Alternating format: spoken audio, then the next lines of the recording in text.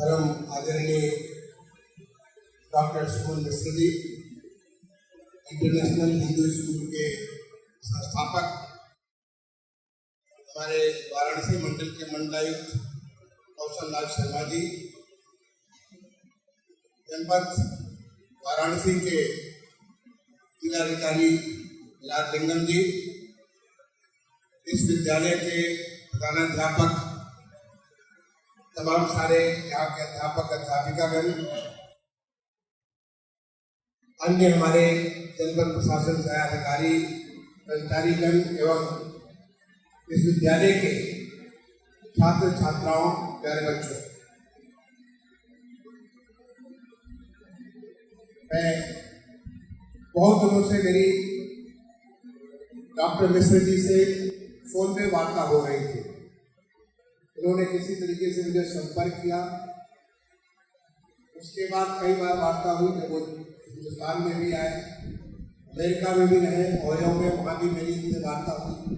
जब मैं अमेरिका गया था, ग्लोबल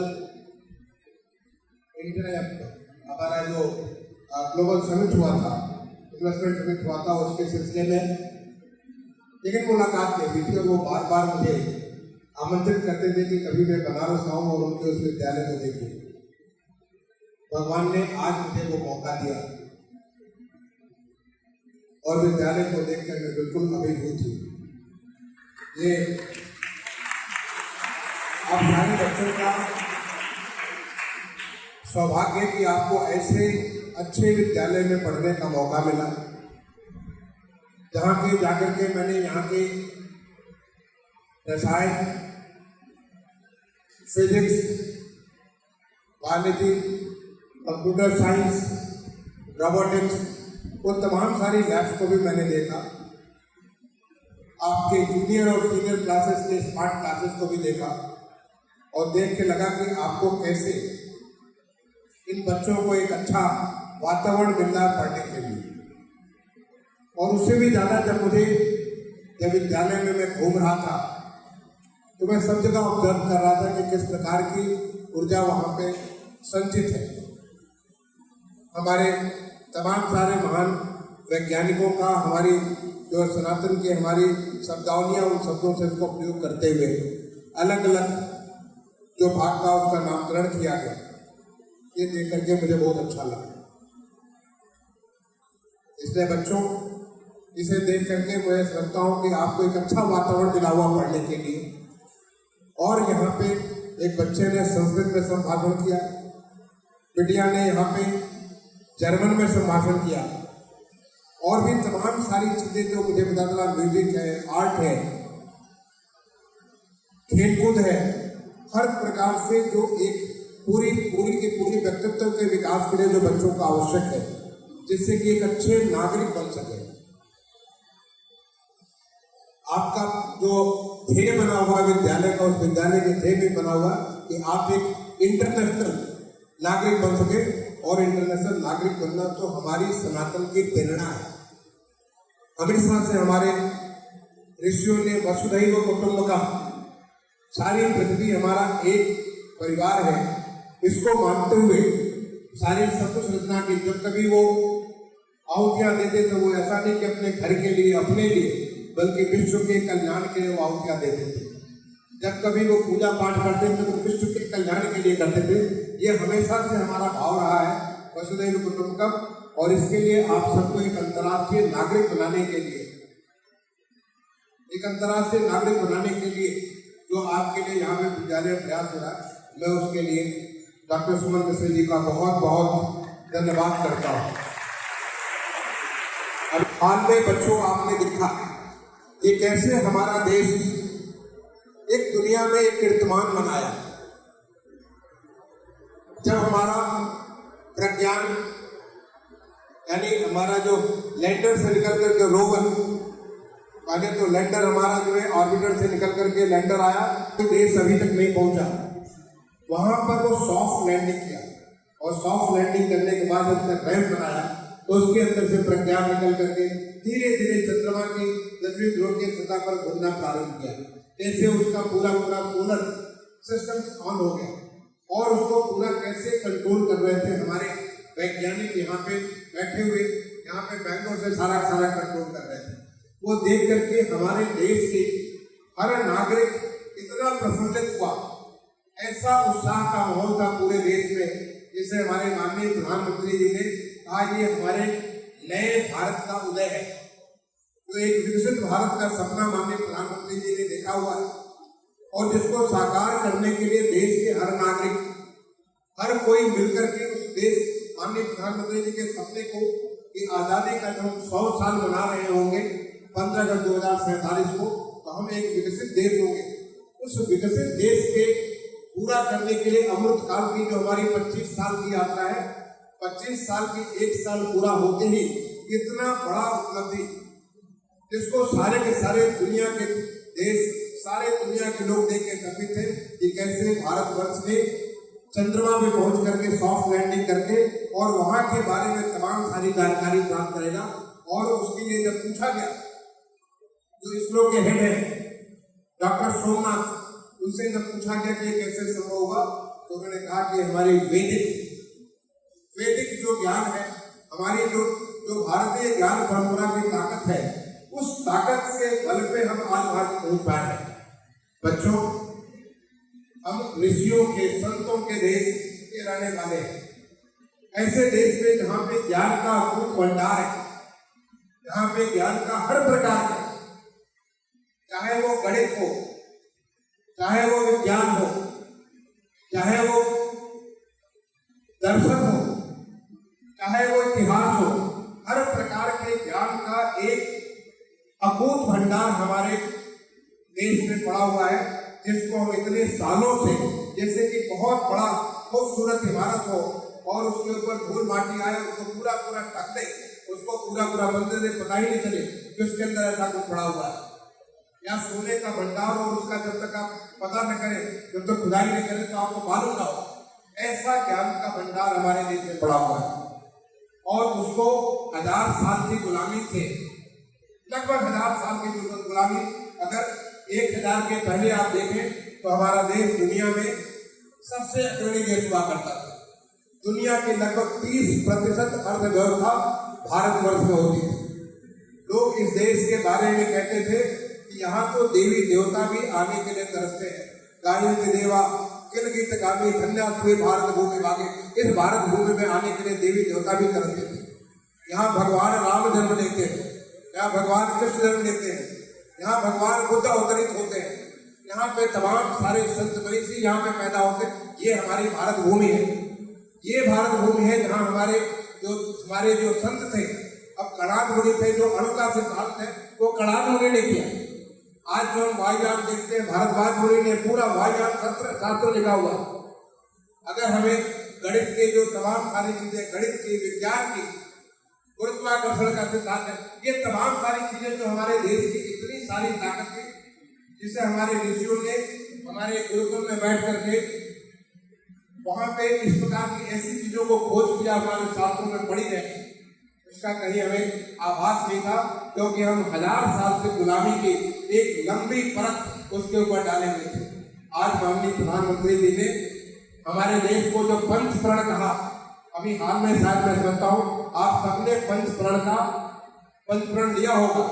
मेरा माटी मेरा देश, मेरा माटी मेरा देश 9 अगस्त से लेकर 15 अगस्त तक चला था।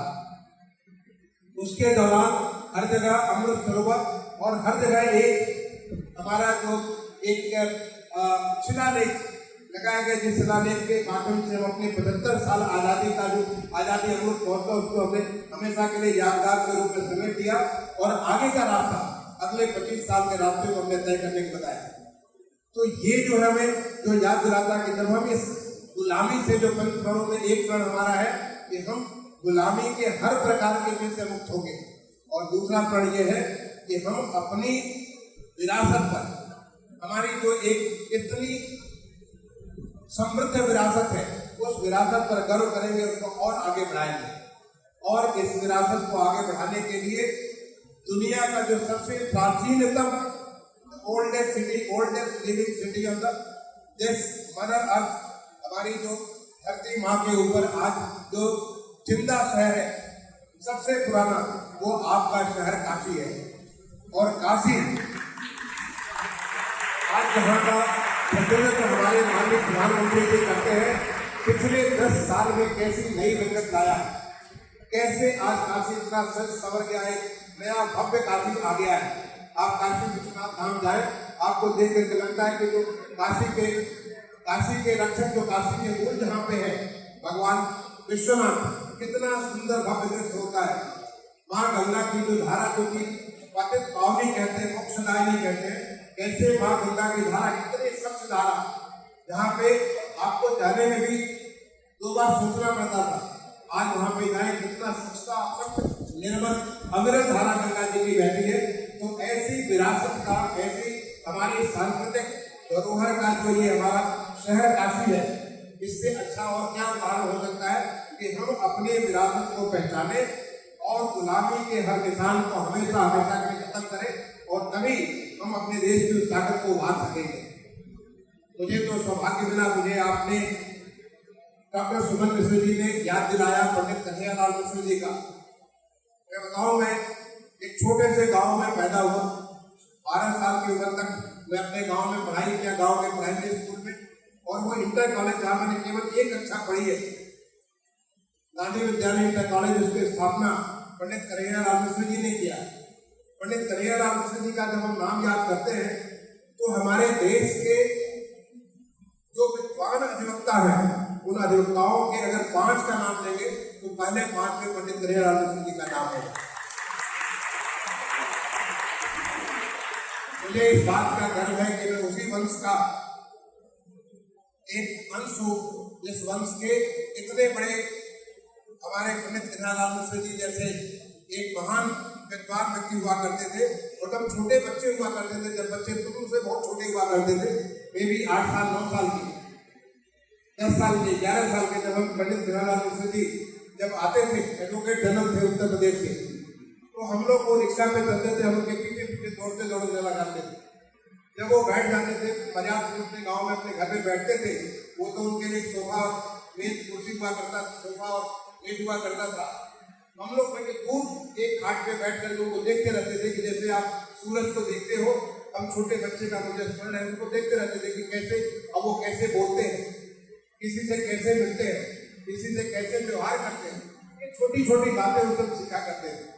वो हमारे बाबा लगे पंडित कन्हैयालाल मिश्र को, कि हम सारे के सारे एक ही परिवार मिश्रान क्षेत्र कहते हैं। उस मिश्रान क्षेत्र से सारे हम एक दूसरे से संबंधित है। 7-8 जनरेशन पीछे वो हमारे परिवार के होंगे। तो हम लोग दूर बैठ कर उनको वॉच किया करते थे, उन्हें देखा करते थे, उनसे प्रेरणा लिया करते थे, और उसी प्रेरणा का प्रतिफल है। ऐसे आपने शायद नाम सुना होगा पंडित लक्ष्मीनारायण मिश्र जी, जो कि यही बनारस में बहुत बड़े लेखक, बहुत बड़े कवि, बहुत बड़े नाटककार रहे, तमाम सारी रचनाएं हुई। वो भी हमारे दूसरे बगल के गांव में हुआ करते। वो भी जब कभी गांव आते थे तो हम उनके पास जाकर के दूर से बैठ करके, नजदीक तो नहीं पहुंच सकते थे। एक बार अगर कभी पंडित कन्हैयालाल मिश्र जी ने सर पे बुला के केकर बेटा हुआ, बोले मदर मिश्र का बेटा बना, तो एक बार अगर सर पे उन्होंने हाथ फेर दिया तो फिर किसी को सर छूने नहीं देते थे। मैंने हमें लगता था कि हमारे सर के ऊपर तो पंडित कन्हैयालाल मिश्र जी का हाथ पड़ा हुआ है, इसको हाथ को जब तक रख सकते हैं तब तक रहने देंगे, किसी को छूने नहीं देंगे।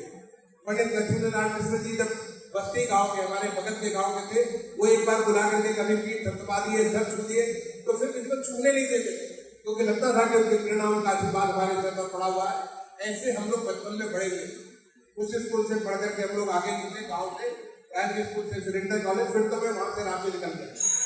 तो जब आपने कहा उसी परिवार के आप सदस्य हैं, तो मुझे तो स्वतः पंडित कन्हैयालाल मिश्र जी, जो कि आपके चाचा लगेंगे, आपके बड़े ताऊ लगेंगे, उनका मुझे स्मरण हो गया। तो मैंने कहा मैं जरूर आऊंगा, उस स्कूल में आऊंगा, क्योंकि मैंने वहां से प्रेरणा ली, वहां से मैंने संस्कार लिया, वहां से आगे बढ़ने की मैंने सोची। और आज भगवान ने मुझे ये मौका दिया कि मैंने पूरे प्रदेश को या पूरे देश की मैं सेवा कर सकता हूँ। ये मेरा सौभाग्य है कि ऐसे समय में मैं ये कार्य करूँ जिसमें माननीय प्रधानमंत्री जी का उतना बड़ा एक पूरे देश को परिवर्तन की लहर है। मैं ऐसे समय में उत्तर प्रदेश की सेवा करने का मुझे मौका मिला, जिसमें माननीय श्री योगी आदित्यनाथ जी हमारे मुख्यमंत्री, वो एक कर्मयोगी है। उनके साथ काम करके लगता है हर एक चीज लगातार करते रहना, लगातार कार्य करते रहना, प्रदेश के नागरिकों के भविष्य के लिए। हमेशा आगे बढ़ते रहना। तो ये मेरा सौभाग्य मिला। मैं समझता हूँ कि मेरे बचपन में हमारे पूर्वजों का जो संस्कार और उनका जो आशीर्वाद था, उसकी वजह से मुझे मौका मिला कि मैं कुछ कर सकता हूँ। बच्चों, तुम्हें भी बहुत कुछ एक अच्छा वातावरण मिला होगा, पढ़ने का बहुत अच्छा वातावरण मिला होगा। उस वातावरण का लाभ लेकर के मुझे एक विद्यालय मिली जिसको अभी मैंने गोल्ड मेडल देने का मुझे मौका मिला। बिटिया से मैंने पूछा कि बेटा तुम क्या बनना चाहती हो? उसने कहा मैं IAS बनना चाहती हूँ। बहुत अच्छी बात है, मैं आशीर्वाद देता हूँ बेटी तुम IAS बनना चाहती हो, बिल्कुल IAS बनो। लेकिन मैं साथ में ये भी जोड़ना चाहता हूँ, आज हमारा देश अवसरों का देश बन चुका है। आज हमारा प्रदेश अवसरों का प्रदेश बन चुका है। आज आप जहां भी जिस किसी क्षेत्र में जाओगे, उत्तर प्रदेश में, हमारे देश में जिस किसी क्षेत्र में जाओगे, आप कलाकार बन सकते हो, आप खिलाड़ी बन सकते हो, आप वैज्ञानिक बन सकते हो, आप मिलिट्री में जा सकते हो, आप प्रशासनिक सेवा में जा सकते हो, आप पुलिस सेवा में जा सकते हो, आप राजनीति में जा सकते हो, आप साहित्य में जा सकते हो। जिस किसी क्षेत्र में जाओ, आज हमारा देश और हमारा प्रदेश अवसरों का देश और अवसरों का प्रदेश है। जहां भी जाओगे वहां आप नाम कर सकते हो। एक अच्छे नागरिक बनो, एक अच्छा नागरिक जो कि एक संस्कार, हमें अपने देश के प्रति भक्ति हो, देश के प्रति प्रेम हो, देश के प्रति कमिटमेंट हो अगर हमें कि हम अपने देश को एक सम्मान लाएंगे और जो माननीय प्रधानमंत्री जी देश को एक विकसित देश बनाना चाहते हैं, हम उसको विकसित करने में अपना योगदान दें। ये हमारा योगदान होगा। अगर तुम्हारे मन के अंदर ये भाव होगा तो तुम जहां भी जाओगे बच्चे, वहां तुम बहुत अच्छा करोगे और तुमको भगवान हमेशा तुम्हारी मदद करेंगे आगे बढ़ने की। मैं अपने अंत में मैं अपनी बात समाप्त करूंगा एक निवेदन करते हुए। हमें डॉक्टर सुमन ऋषि जी ने बहुत सारी बातें निवेदन किया। मैं आपसे एक निवेदन करना चाहता हूँ कि जब मैं आपके विद्यालय में चारों तरफ घूम रहा था, मैंने नाम देखे, मैंने बहुत सारे अच्छे प्रयोगशालाएं देखी, लेकिन हमारे देश की जो ताकत है, जो देश में इस देश को जो बनाया है, इस देश की जो इस देश की जो चाहे विज्ञान हो, साहित्य हो, इतिहास हो, हर चीज को बनाया है, उसका मुझे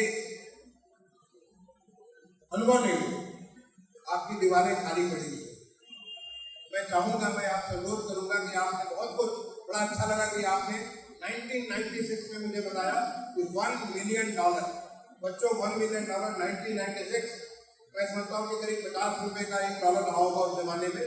तो $50 का डॉलर का मतलब होता है कि 1 मिलियन मतलब 10 लाख, 10 लाख का मतलब 10 लाख और 10 लाख डॉलर, और 10 लाख डॉलर को आप 50 से मल्टीप्लाई करोगे तो वो हो जाएगा 500, इसका मतलब होगा 5 करोड़।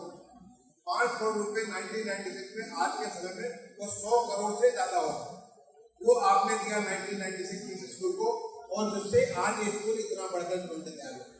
तो आप उसके साथ और हर साल आकर के आप समय भी बिताते हैं आप लोगों के साथ। तो मैं चाहूंगा कि चाहे भारद्वाज मुनि हो, कणाद मुनि हो, हमारे जो मैथमेटिक्स के रामानुजाचार्य हो, ऐसे जो हमारे जो तमाम सारे बौद्धायन हो, ऐसे लोगों ने जिन्होंने तमाम सारे हमें ऐसी चीजें दी जिसको लोग भूल चुके हैं, या आज के समय में कलाम साहब हो, APJ कलाम साहब हो, ऐसे लोगों ने जिन्होंने व्यक्तिगत बसु हो, सर CV रमन हो, उनकी तस्वीर के साथ उनका जो खास क्या उपलब्धि है, ताकि बच्चे, और वहाँ पे एक छोटा सा QR कोड डाल दे, अगर बच्चे QR कोड के माध्यम से अगर जानना चाहे कि सर CV रमन का क्या कंट्रीब्यूशन है, हमारे जो नोबेल लॉरेट जो हमारे जो रविन्द्रनाथ टैगोर का क्या कंट्रीब्यूशन है, या हमारे जो वैज्ञानिक है उनका क्या कंट्रीब्यूशन, ऐसे लोगों की तस्वीर और उनका छोटा सा एक 2-4 लाइन बना करके और साथ में QR कोड के माध्यम से आप उसके बारे में पूरी जानकारी कर सकते कर दे दे, तो मुझे लगता है कि हमारे बच्चे जो सनातन को दोबारा समझ सकेंगे और गर्व करेंगे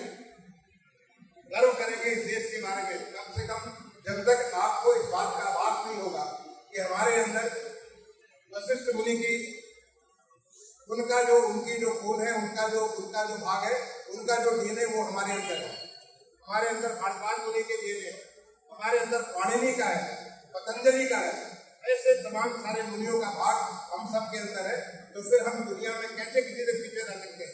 अगर वो आज से हजारों साल पहले ऐसा कुछ कर गए जो दुनिया को रास्ता दिखा सकता है, तो आज जब सब कुछ है, विज्ञान है, सब कुछ है, हम कैसे किसी से पीछे हो सकते? हमारे अंदर वो भाव होगा कि हम एक उसी भाव से, जैसे कि हम चंद्रायन, आज हमारा चंद्रमा का होता, कल को हम दुनिया में हमारा जो सूर्य के तरफ जाने के लिए हमारा अगली यात्रा होने जा रही है, शुक्र की तरफ यात्रा होने जा रही है, ऐसे हम दुनिया को एक नया रास्ता दिखा सकते हैं और वो बच्चे आप सारे के सारे कर सकते हैं। तो मैं आपसे निवेदन करूंगा, इसको भी आपकी खाली दीवारों के ऊपर जगह जगह जरूर लगाए, जिससे बच्चों को आशीर्वाद मिले।